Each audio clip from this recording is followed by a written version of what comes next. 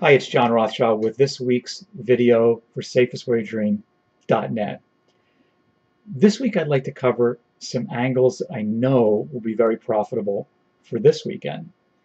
And then I'd like to discuss some things in football that I just don't really understand. And the first would be Super Bowl props. You can wager on the length of the national anthem, the color of the outfit that somebody's going to wear while they're singing the national anthem. You can wager on the color of Gatorade that's going to be dumped on the winning coach's head. Now, somebody's got to know the answer to these props. Maybe we just need to find these people. The next thing I'd like to discuss is some of the unfair criticism we all have, analysts and fans, on the referees. These are guys who have to make decisions with 300-pound bodies flying around. They have to sprint up and down the field 50 to 70 times a game, and they're often correct. Well, we need to make a decision, or we can't make a decision, until we've seen an instant replay 3 or 4 times in slow motion. That being said, I still do have a major criticism of probably the most subjective call in all of sports, and that would be pass interference. Now, in the beginning of the season, almost everything was called. Now, it's really become a discretionary call.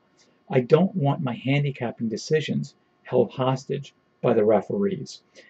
Listen, this is justifiably a difficult sport, and we've justifiably altered the game to keep the players happy.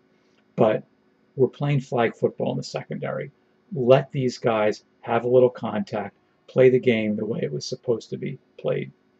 Now, the third thing I don't understand is why we have to hire a committee to decide which teams in college football make the Final Four in the playoffs.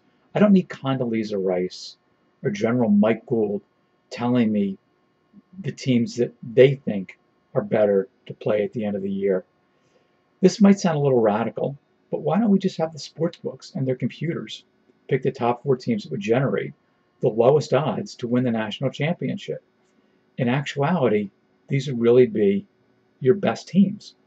Now, some angles for this weekend, and for college, and this will be really useful for the bowl games, and it's one that I brought up in last week's video, but again, it'll be so helpful that I want to repeat it. Any college team that has a new coach because the old coach left, not because he was fired, but because took another job at another college, that team generally will not cover almost 80% of the time in their bowl game. And then an angle that works very well for the pros, and you can almost find this every week. This covers close to 80% of the time, but you've got to keep your eye out for it. In the NFL, when a double-digit favorite has covered that number by halftime, 75 to 80% of the time, the under will cover for the second half of the game. So I hope those things were helpful. Hope you learned a little. Maybe you laughed a little bit. You can visit me at safestwagering.net.